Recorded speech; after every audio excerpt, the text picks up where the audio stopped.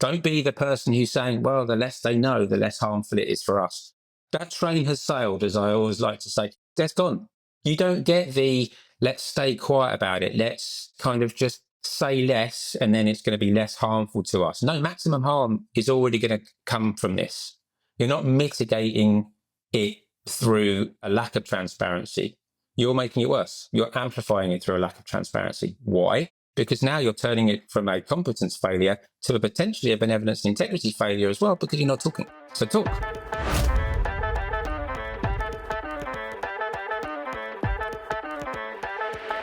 Hello and welcome to Secrets of AppSec Champions. My name is Chris Lindsay, and today we're going to be speaking with Rob Wood. Today's conversation is going to be around building trust in the heart of security. Rob is the CISO at Trust CISO. Rob, please introduce yourself. I introduce myself as a CISO because that's the job that I do. But I guess more relevant is the fact that I'm a security industry survivor for 3 decades now. My hair didn't survive the journey, as you can see. But yeah, I've been sort of messing around with IT and then security pretty quickly thereafter, since the 90s when I fell into IT. And I haven't fallen out since, specializing in security for the last sort of 2.5 decades.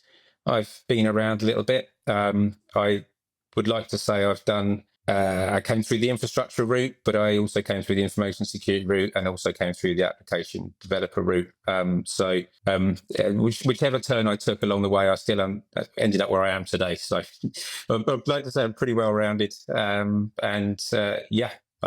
still hanging in cybersecurity despite the massive rate of change over the past 10 years or so. It's been, somebody hit the gas pedal in the last 6 months. We're accelerating at a speed never seen before. When you look at the technologies and the things that are going on right now with AI, it's, you got to be prepared. If you're not going along with the ride, you're falling behind really quick. Yeah, that's why when we first spoke about having a catch up, I try to think high level. Like, what is the North Star? Because it's so easy to get lost. It's so easy to get lost in application security, in cybersecurity, information security, however you want to slice it. It's so easy to get lost.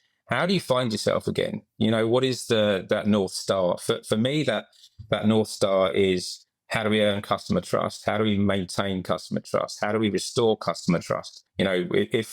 What are we doing this for? We can say that, back in the day, in information security, I used to had one of the kind old gentlemen that retired now, that helped mentor me in the industry. He said, Rob, when I first started information security, if you'd have security guards and fences and dogs, and if no one walked out of an office with a PC under their arm, then there was no information lost. The computers were secure, nothing got stolen.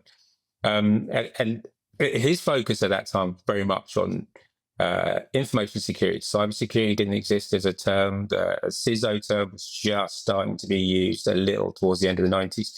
And seeing how it's changed from information security started with, what do we need to do to manage information risk down? And then it came through .com era and all of the information's we put it in this one place where everyone's connected to everyone else. That was a stupid idea. It was so much safer when it was behind the 6-foot walls with the dogs and the fences. Okay, well, that's, we've done that. So where do we go from there? Now everything's talking to everything else. It's not even users talking to websites anymore. It's websites talking to other websites with APIs. And then we get to kind of fast forward through a load of stuff I know I must be missing, but then COVID, everyone go home. Everyone's at home. This talk about kind of perimeter lists and, where is the edge of our organization? Well, it's the data center, it's our website, and that's it. It's fine. No, now it's Mike's house and Jenny's house and Maureen's Starbucks. So that's part of our place now as well. We've got to secure. So we push at it in COVID times. Everything's everywhere all at once, and then obviously AI coming as well. It's the approach is, how do we manage information risk down, became quickly, what do we buy to make ourselves more secure from a cybersecurity perspective, And I think perhaps sometimes, let's say, when it's easy to get lost, sometimes we forget that we're supposed to be managing information risk down as much as we can, as early as we can, as far shifted left as we can. And then when we get that little bit lost, go back to the North Star and say, okay, so but why are we doing this? Why are we doing this particular thing? It's to earn our customers' trust by diligently protecting their data, to serve ourselves well by protecting our own data, by complying with the law and regulations that are in place. And it's a lot, Chris. It's a lot. No wonder. Again, I'll come back to it again, but it's the job you see this, right? That perennial debate about what is a CISO? Who should a CISO report to? What is the job? And there's the fact that there's so much debate about it still today. We don't know. There's no standard thing, is there? Sometimes you're a techie, sometimes you're a developer, sometimes you're a lawyer, sometimes you're you're a risk manager, sometimes Creating you're all of those policies. things. I mean, Yeah. yeah. Yeah, or you're there to support. Hey, we need a new CISO. Great. Who's the CISO can report to? Head of sales. Got it. Okay, fine.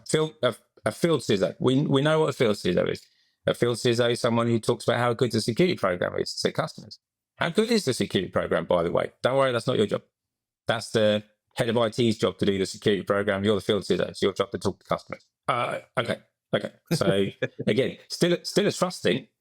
But that's right. Talking about trust. Are you doing the right things to earn that trust? And that's someone else's job. So yeah, I can't walk past one of those debates when it's up on LinkedIn. What is the CISO role? And you go, yeah, I can't walk past it. I've got to get involved.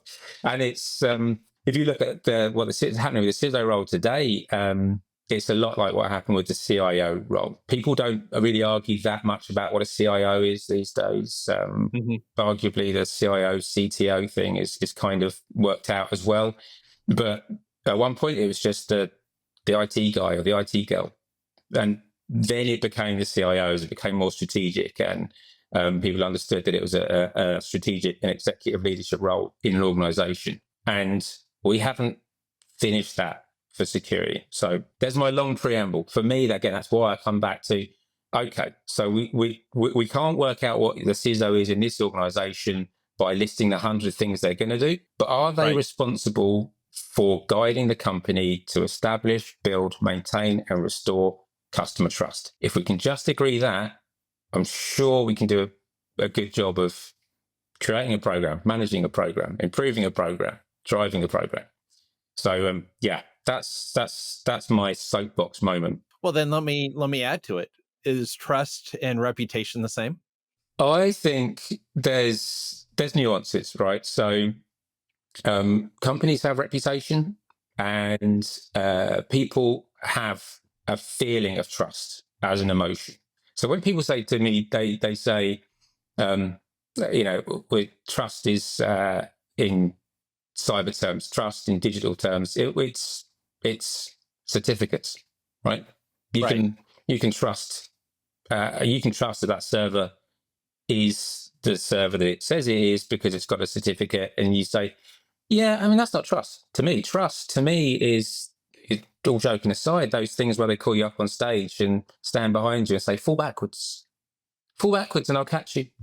It's a human emotion. It's a visceral thing. It's in your organs.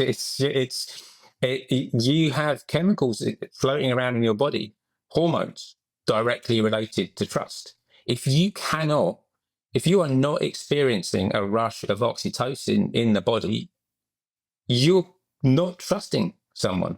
Whether you then manage to look at a digital certificate and say, well, that server says it's the right server. Trust is a feeling. And you can establish that through reputation. You can, through your company, if you have a company that acts with integrity, and that means doing the hard things, and the necessary things, even when no one's watching. Doing what you say you're going to do. If you say you're going to do it, do it. And, and having all that congruent and in alignment, that's the integrity piece. And integrity feeds reputation, and reputation is a component of trust.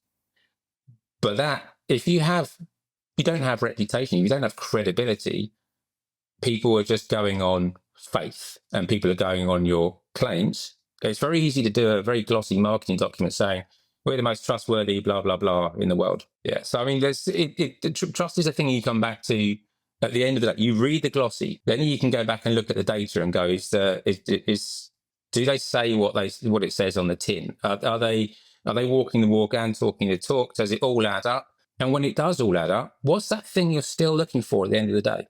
If you want a customer to buy from you, if you want to put some transformation services into someone, you want to take some money off of someone to do something for them and make their life better, there is still that one thing that they need to get, and that's that oxytocin rush. It's that feeling of trust. If they don't get that feeling of trust, you can't succeed. You can't deliver to them what they need. They cannot. You don't want someone coming into the start of a business relationship, even if it's just, I don't know, I'm going to put my date of birth into this website, which will send me a recipe on my birthday. Do I trust these people? It's. Would you want to trust those people with your date of birth? Probably not. If they don't need the data, that's the privacy thing. You've got to think about where you're putting your data and why. But you're still, at the end of the day, going to look at a website and go, is this organization someone who am I getting this feeling of trust or am I not? And that should be not left to chance. You don't leave trust to chance. If you're a business, if you're an organization that wants to exist in the real world with customers, those customers have physiological systems. They have endocrine systems. They're going to produce hormones that either make people, that the brain goes, I get a good trusty feeling from these people, or it doesn't. You have to be looking for that. And it can be engineered. It can be engineered. Trust can be engineered. And not in a bad way, not in a manipulated way. It can be built. Constructed well, with good foundations, with solid foundations, and maintained. You go in, you check the bolts, you check the framework. You don't just build a roller coaster one day and go, I trust it's safe. Everyone enjoy themselves. You go out there, you make sure that the design is good. You make sure that it's built as designed. You make sure that what you've put together fits the specification that you wanted. You go out and you check the bolts every day. You go out there and you run tests and you make sure that there is evidence that it is as trustworthy as you need it to be, and then everyone can have a great time. But it's you can't just build it and hope for the best. You have to build it and account for it. So this I appreciate this is more of a monologue again, so apologies, but I'm passionate about it. I'm sorry, I can't apologize for being passionate about it. The other thing with trust is that I didn't invent this phrase. You've heard this around, I guess, that trust is built in drops and lost in buckets.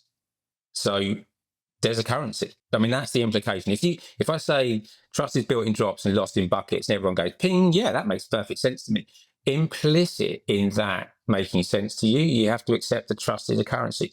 And it's a universal currency. It's a universal currency. We all understand it. We understand what it is to be in credit. We understand what it is to be in debt. We understand what it is to lose trust. We understand what it is to gain trust. And the reason we understand it is because our body tells us. It tells us what it feels like when we gain it and when we lose it. So understand that. Build that into your security program. Build that into your messaging. Build that into your marketing. Build that into every conversation you have with your customers.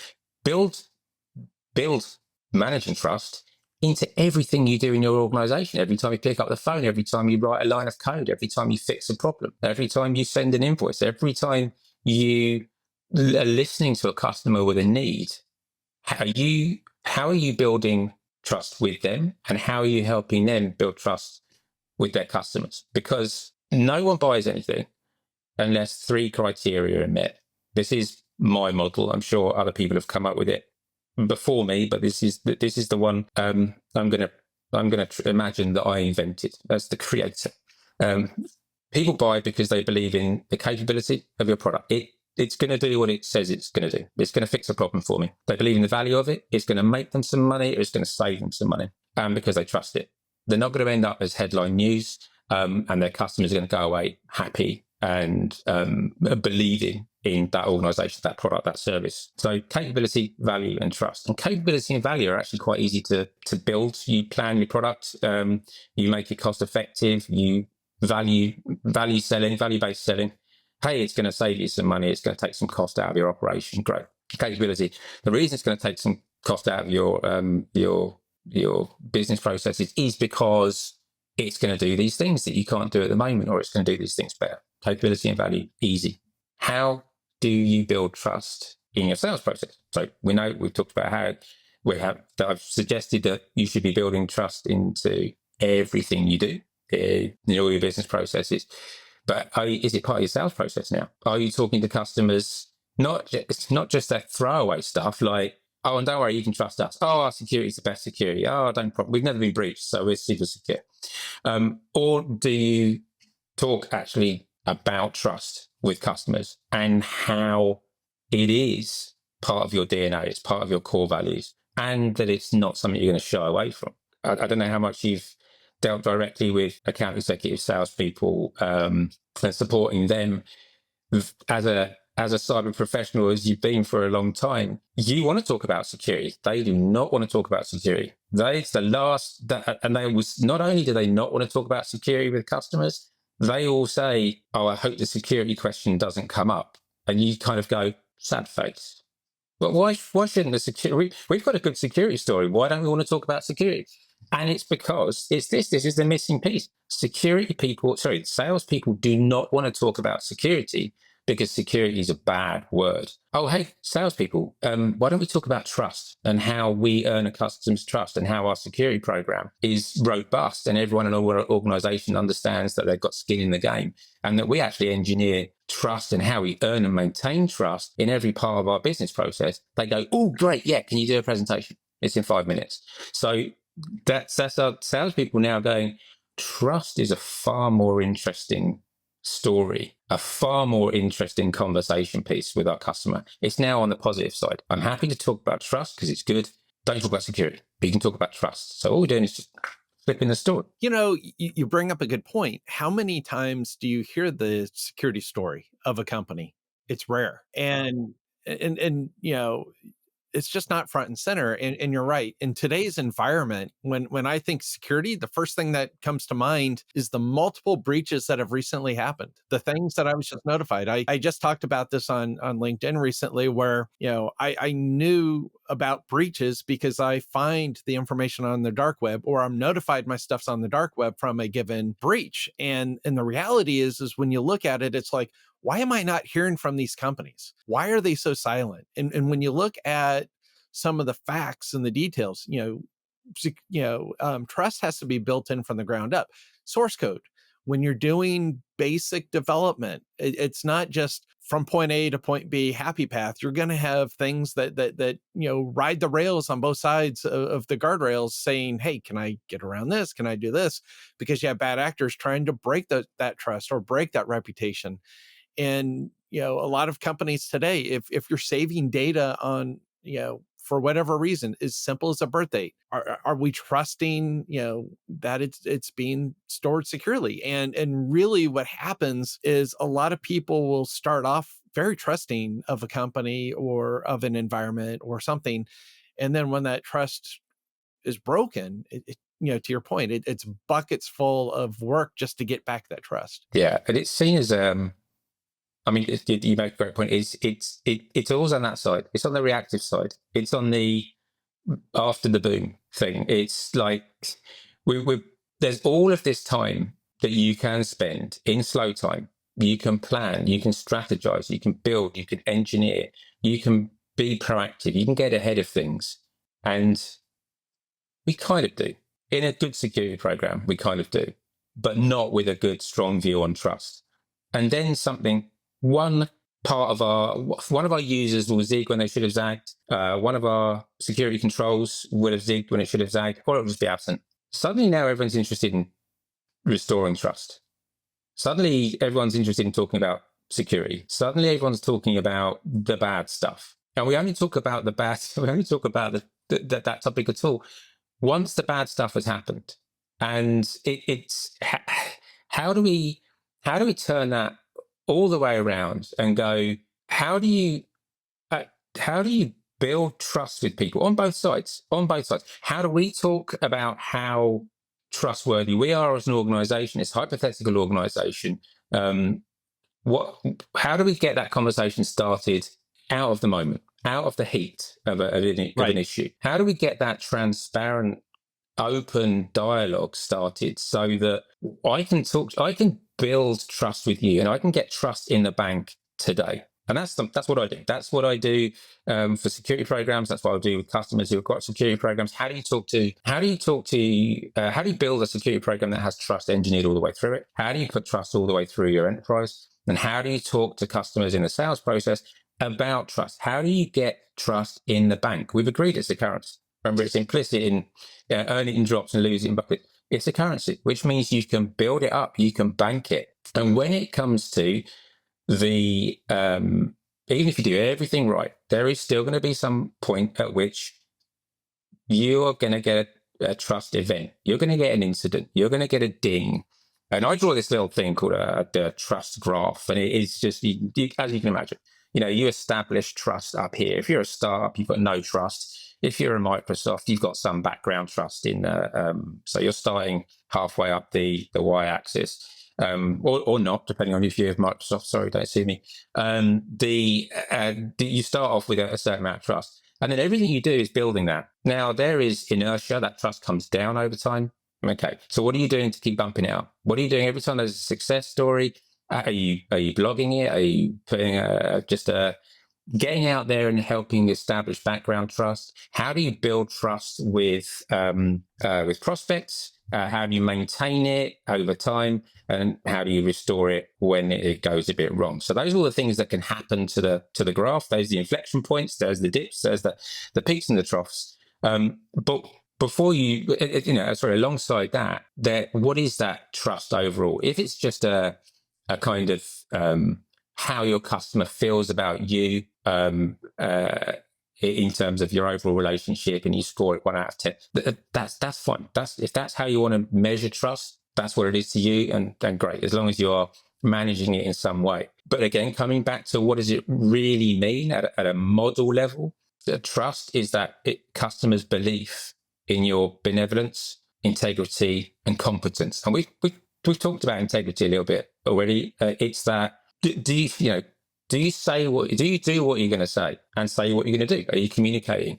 Are you going to do the hard thing even when no one's watching? I mean, benevolence is a bit similar, but do you have fundamental goodness in your heart? Do you care about what the customer cares about? Do you care about their data as you would your own? Do you have their best interests at heart? That's benevolence. That's the caring. We care, benevolence. We will act in your best interests. That's integrity. And we can.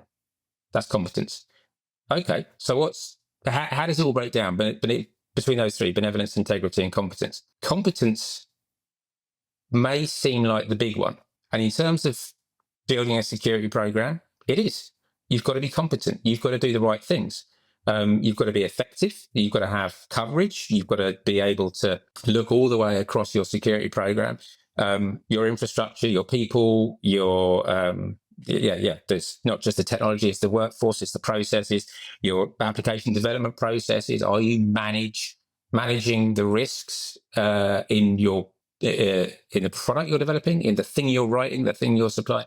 Are you doing that? And are you managing the risks in your organization properly? Are you being diligent? Okay, well, there's ways of telling that. There's whatever, pick your framework, NIST, CSF, COBIT, ISO 7001, whatever you like. Have you got a bunch of controls, 100, 200, 1,000 controls that you can evidence in your audits and your trust site? If you've got one, you should have one. As part of telling your story, are you able to demonstrate that you're doing the right things? Yes, except every organization that's ever been breached, it has been a breach of competence. Ultimately, you can look at it and you can go, a user zigged when they should have zagged. They were so fed up getting this thing, second factor authentication come up on their watch. They're like, no. And then one day they went, yeah, oh, good, it's gone quiet. And someone slides in and they're logged in as them. And now they're lateral movement and they're going after living off the land. So it's still ultimately somewhere something went wrong in your security program.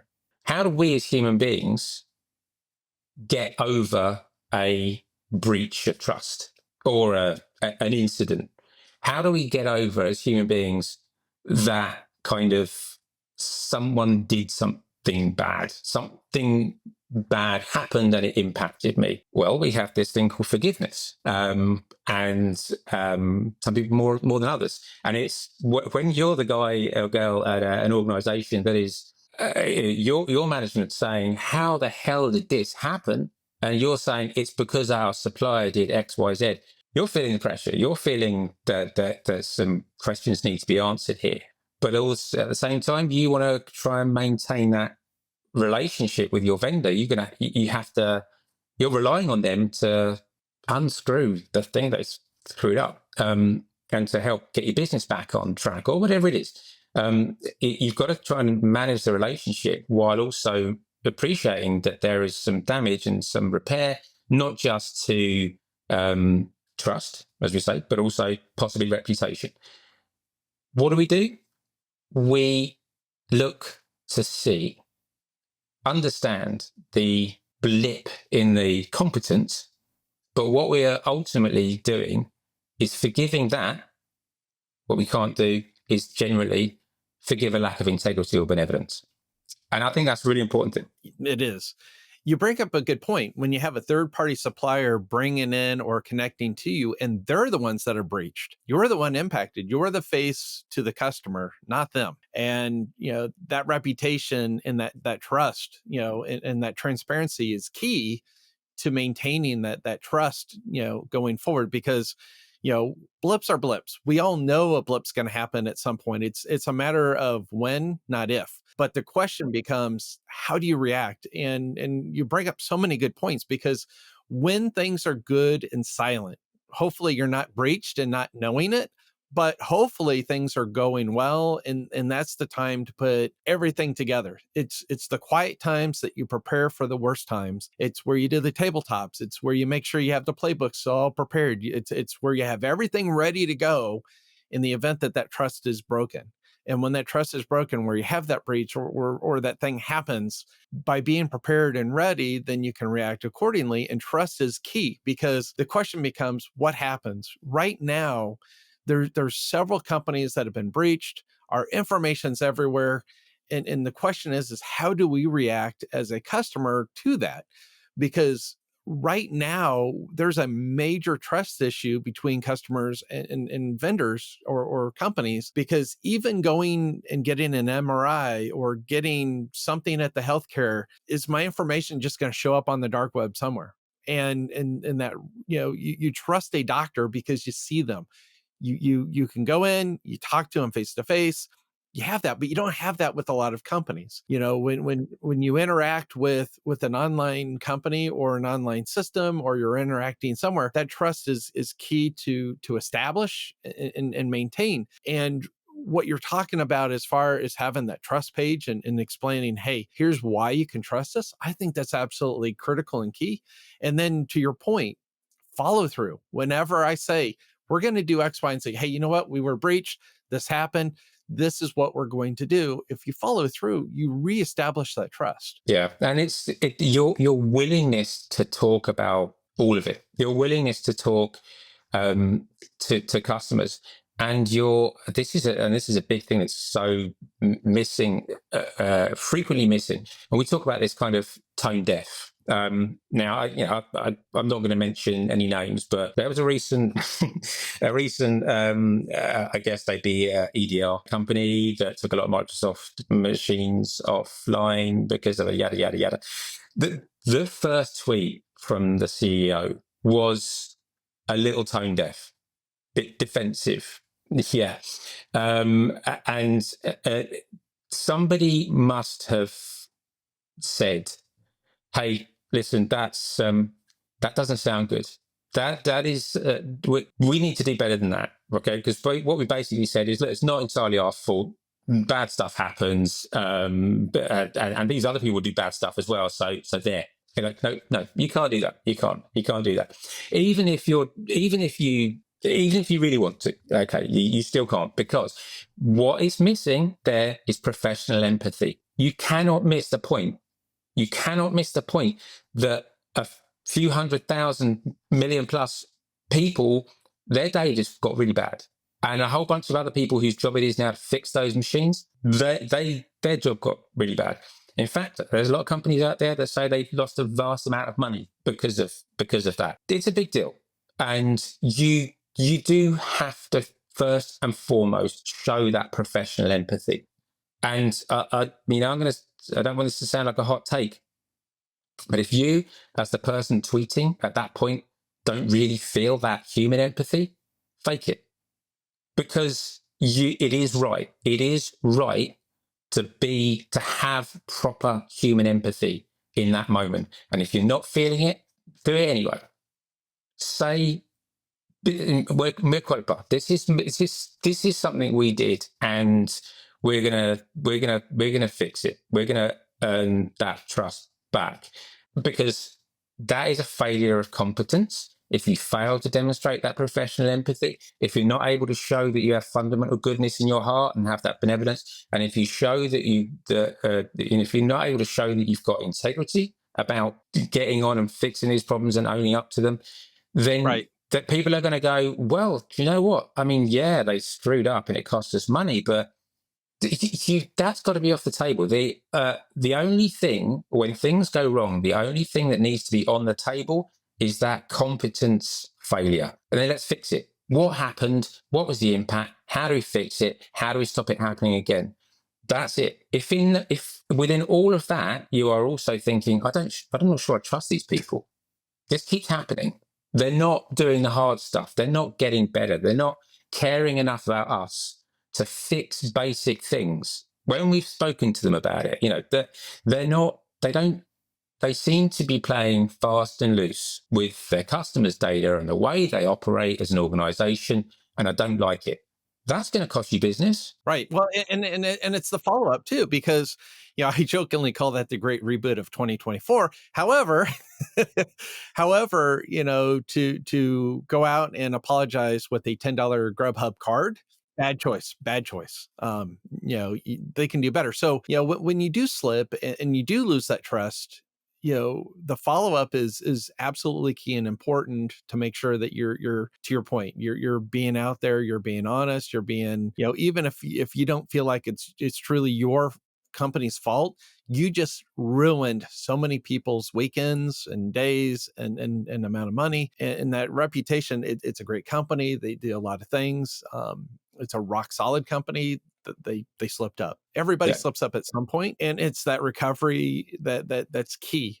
Everybody's out there shouting, burn them to the ground, go elsewhere. But the reality is they're a great company. They'll get back and do the right things, which they have been since that incident. And they've come out and they've been very transparent with what happened, which is both a good thing because that helps build that trust back, but they also explain truly how that process worked, which now bad actors can look at and go, hey, guess what? Now we know how you do things. So, I mean, there's pluses and minuses to that.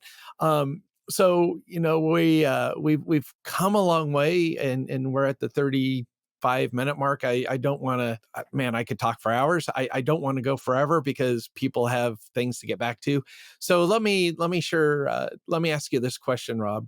So with trust being with trust being so important, and we can talk about this incident that just happened.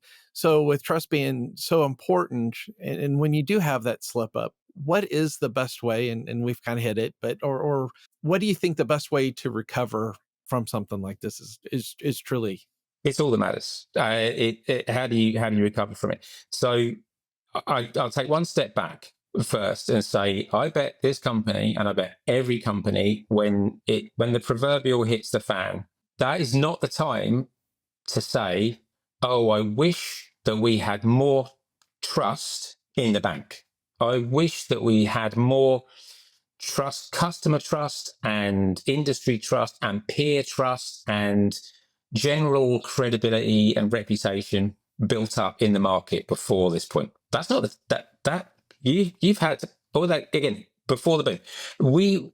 We've had years to talk about how we operate, to be transparent, to get people to understand who we are as an organization, what our values are, especially our values of benevolence and integrity, two key pillars of trust, so that when it does go wrong, the conversation is about a competency failure and only a competency failure, so that people will go, as many people did in this instance, but very, very many people didn't.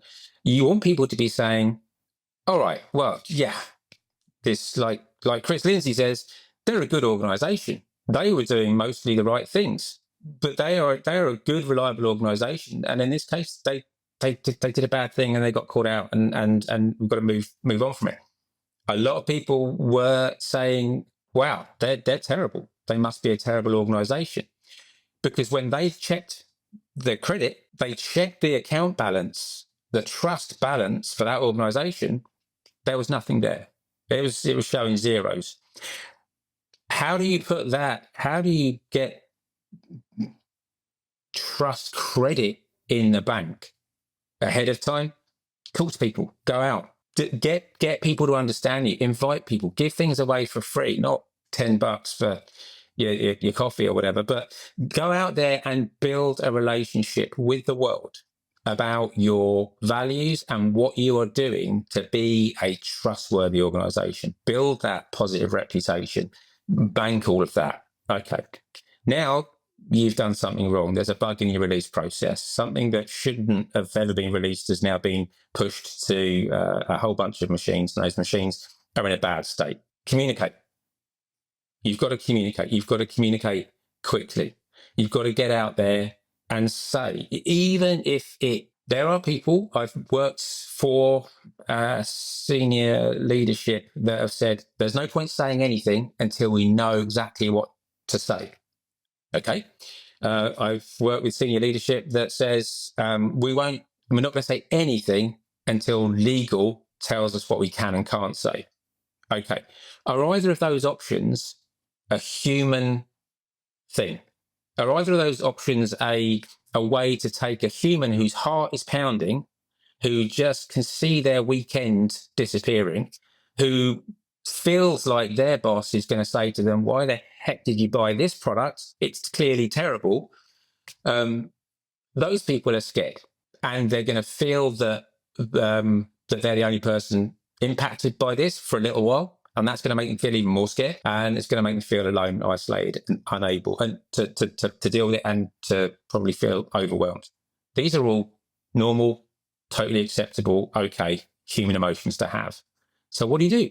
What do you do? Reach out to those people straight away as soon as you can and say, hey, we know about this thing. We don't know a lot about it yet, but let me tell you, we have all hands on deck on this, all hands to the pumps. As soon as we have more information, we will share it with you via this channel. If we've not got anything, we will come back to you every 30 minutes with an update, even if it's no news. Stay tuned. But we're on this, and as soon as we have something, we'll share it straight away, front and center. Communicate with as much transparency as you can muster. Be the cheerleader in your organization for telling the truth and telling it widely, and in the spirit of transparency and professional empathy as much as possible, and human empathy as much as possible. Don't be the person who's saying, well, the less they know, the less harmful it is for us. No, that train has sailed, as I always like to say. That mix my analogies. That's gone. You don't get the let's stay quiet about it. Let's kind of just say less, and then it's going to be less harmful to us. No, maximum harm is already going to come from this. You're not mitigating it through a lack of transparency. You're making it worse. You're amplifying it through a lack of transparency. Why? Because now you're turning it from a competence failure to potentially a benevolence and integrity failure as well, because you're not talking. So talk. As they did in this case, when they did realize a little bit delayed that they need to be talking honestly and openly about what went wrong, how it went wrong, what you can do about it. That's the right thing to do. The right thing to do, as well as threading that kind of professional empathy through there, you do need to work the problem, and you need to do the thinking for people. At that point, you've got a couple of roles you can adopt. This company, you can adopt the kind of the wringing your hands humbly. We did bad. Okay, that was maybe the second role they adopted. The first role persona that they adopted was it's a problem, but problems happen. It's not just us. You can't blame it all on us. Okay, so that wasn't the right one. But very quickly, what people are going to look for, even if you are the company that has had the failure of competence, they want leadership. You screwed up. How are you going to fix this? How are you going to get us through to the other side? If in your darkest moment, you said, that is on us. This is bad. I'm really sorry. Here's what we know. Here's what you can do. Here's how you can limit the problem. Here's how you can stop it spreading. Here's how you can go back and fix the ones that are already broken. And this is what you can do for the time being to prevent the problem reoccurring. And then we'll get back to you with what we're going to do to prevent this particular problem from ever happening again. Now I'm not so much worried about your benevolence and integrity at all, because you've narrated it. You told me what's going to happen. You've planned it out, and you sound like you really care about it. So you've shown your leadership, and that's what I really need, because I was feeling overwhelmed because, a vendor that I'd invited into my organization has exploded my machines. And you're now guiding me through the steps to put it back together again. Okay, that's the right thing to do. It's always the right thing to do. That is the right thing to do. Rob, thank you so much for your time today. This has been a great conversation, and it's going to be fun, and I know our listeners are going to love it. Again, thank you so much for coming today. Thank you. Very well. Thank you so much for joining us today on Secrets of AppSec Champions.